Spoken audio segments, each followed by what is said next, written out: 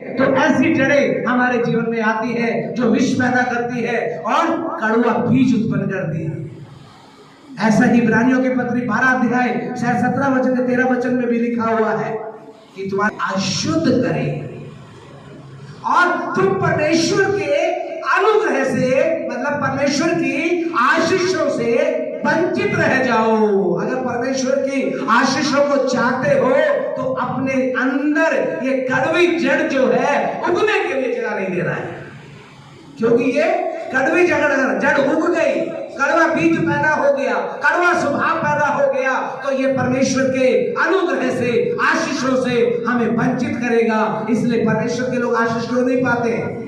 क्योंकि मन में कड़वी जड़ पैदा होती है, कड़वा बीज पैदा होता है, विष भरा होता है। अपने अंदर से विष को निकालो, अपने अंदर से कड़वापन को निकालो, अपने मन में कोई ऐसी अशुद्ध जड़ को उगने मत दो जिसके द्वारा आप परमेश्वर के अनुग्रह से, आशीषों से वंचित रह जाओ। इसलिए अपनी जिंदगी को बदलो।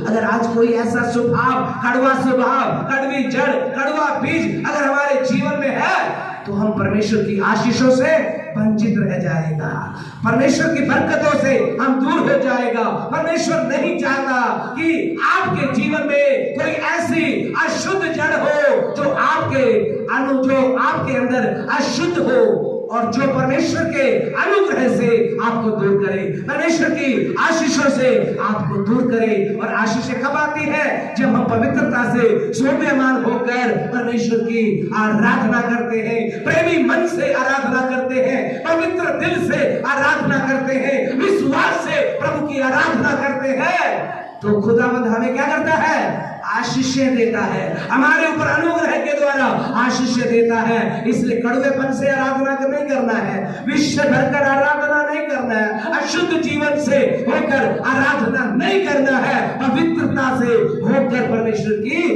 आराधना करना है। और आप आराधना किसको किसको करना चाहिए बताइए?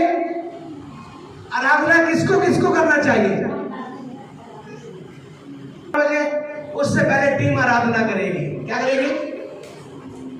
आजकल चर्च में क्या होता है? पादरी कब आते हैं? जो बड़े बिशप बन गए, बड़े बड़े प्रेरित अपोस्टल भविष्यवक्ता कब आते हैं? जब सारी आराधना खत्म हो जाती है। वो कहते हैं हमें आराधना करने की कोई जरूरत नहीं है, हम तो बड़े पोप हैं भाई, बड़े बिशप है, बड़े प्रॉफिट है। लेकिन परमेश्वर का वचन क्या कहता है? आराधना हम किसको करनी चाहिए? पढ़िए, केवल इस्राएली लोगों को करनी चाहिए? निर्गमन 20 अध्याय उसके 3 वचन में लिखा है कि क्या करना चाहिए? आराधना करना चाहिए। पढ़िए, करके नहीं मानना। किसको बोला प्रभु ने? इस्राएलियों को, जो परमेश्वर के चुने हुए लोगों को ये आज्ञा दी है परमेश्वर ने कि वो लोग केवल परमेश्वर को छोड़कर किसी दूसरे की आराधना नहीं करना है। आज परमेश्वर के लोग क्या कर रहे हैं? परमेश्वर को छोड़ दिया है, बड़े बड़े पादरियों की फोटो लगाकर उनकी आराधना करते हैं। मेरे भाइयों, अगर उनकी आराधना करोगे तो परमेश्वर से आज्ञा को आप तोड़ रहे हैं। परमेश्वर ने केवल बोला है तू मुझे छोड़कर किसी दूसरे की आराधना नहीं करना। कोई दूसरा आपके जिंदगी में होना नहीं चाहिए। आज आपकी जिंदगी में कौन है? परमेश्वर है, दूसरा कोई और नहीं है। दूसरा कोई आराधना के योग्य है नहीं, ना हम उसकी आराधना करना है। केवल हमें परमेश्वर की आराधना करना है। जो इस्राएली लोग हैं वो केवल परमेश्वर की आराधना करना है। तू मुझे छोड़कर किसी दूसरे की आराधना नहीं करना, उनकी बातों को नहीं मानना।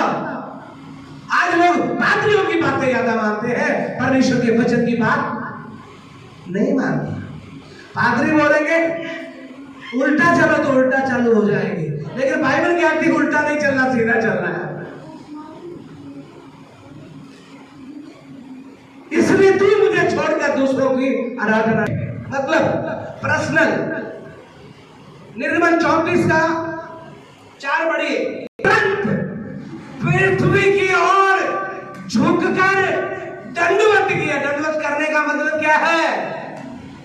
आराधना किया परमेश्वर का। मूसा जैसे लोग परमेश्वर को आराधना करता है, तो मूसा परमेश्वर के सामने झुककर प्रणाम करता है, तो क्या हमें क्या करना चाहिए? क्या मूसा से बड़े, क्या मूसा से ज्यादा विश्वास योग्य है? मुझे तो नहीं आज भी लगता कि मूसा से बड़ी कलीसिया आज इंडिया के अंदर है। मूसा